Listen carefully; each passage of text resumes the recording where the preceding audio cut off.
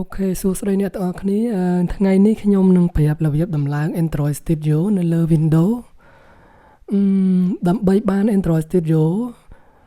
យើងត្រូវចូលទៅ development.android.com របស់ website របស់ Android developer របស់ Google ហើយ tool នេះគឺបានវា provide បានដោយ Google ហើយដើម្បីហេតុអីបានយើងត្រូវបង្កើត tool មួយហ្នឹងទី1គឺយើងចង់សរសេរកម្មវិធីសម្រាប់ Android OS Android OS គឺពួក smartphone ដែលយើងបានទិញមកហើយវា support ជាមួយ Android OS ហ្នឹងអញ្ចឹង Android OS ហ្នឹងគឺវា provide មកពី Google អញ្ចឹង Google ក៏វាបង្កើត tool មួយសម្រាប់ developer សម្រាប់អ្នកបង្កើតកម្មវិធីអស់ហ្នឹងដាក់លើ Play Store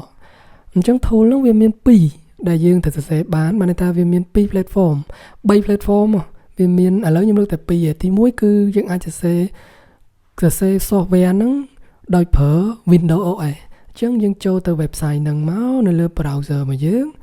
ហើយដោយសារតែយើងបើកនៅលើ Windows ស្រាប់វានឹង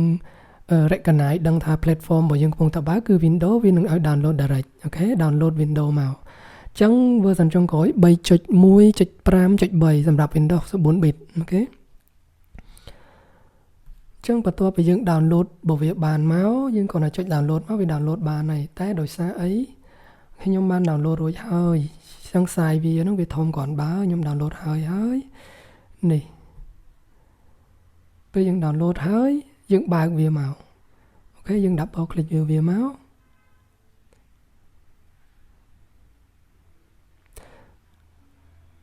អូខេដោយសារយើងខ្ញុំមានហើយនេះ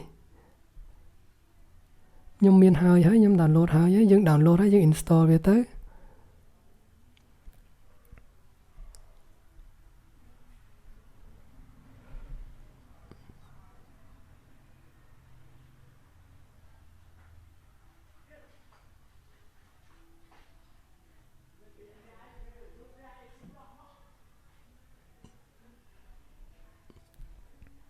អញ្ចឹងខ្ញុំនឹង open វាមួយសារទៀត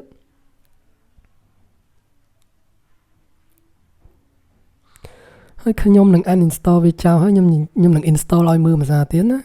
គឺនេះគឺ location នឹងមើល location យើងនៅណានេះអញ្ចឹងខ្ញុំបាន install មួយសារនៅហ្នឹងអញ្ចឹងខ្ញុំត្រូវការ uninstall វាសិនហើយចាំ install ឲ្យយើងមើលមួយសារទៀតណា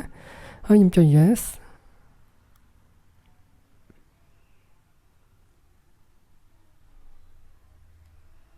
តោះទៅខ្ញុំចុច next ហើយខ្ញុំ next តទៀតទៅនេះ location យើងគឺនៅឡើយហ្នឹងយើងអាចដូរ location ទៅដាក់តារា ID ក៏បានស្រេចតែយើងទេតែយើងត្រូវចាំ location វាដែរពីព្រោះ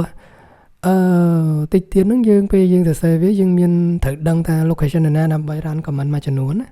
អញ្ចឹងយើងចុច next យើង install វាមក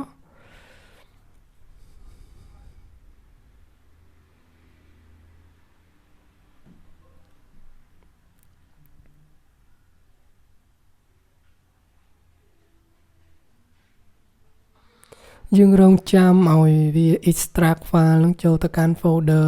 directory យើងមិញនៅលើម៉ាស៊ីនរបស់យើង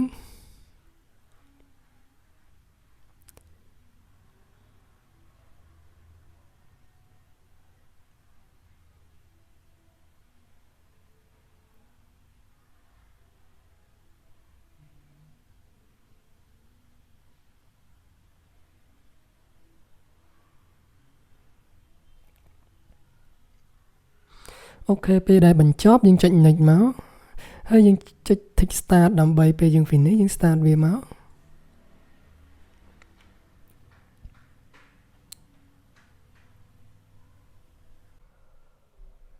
អូខេពេលដែលយើង start មកនេះគឺវាចេញដូចនេះ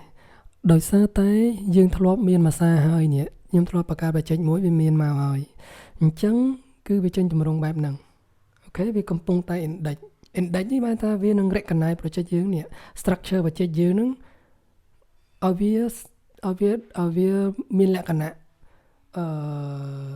ត្រឹមត្រូវទៅលើ project របស់ Android Studio ហ្នឹងអញ្ចឹងវានឹងកែ index project ហើយអញ្ចឹងនៅពេលដែលបានប៉ុណ្ណឹងមកនេះវាចេញចេះ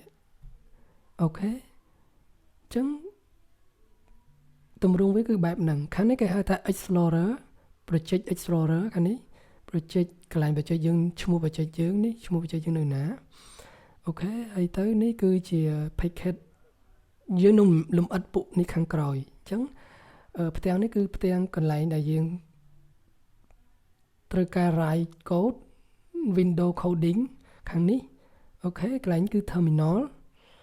ហើយកន្លែងនេះគឺមាន build របស់វា build option អូខេ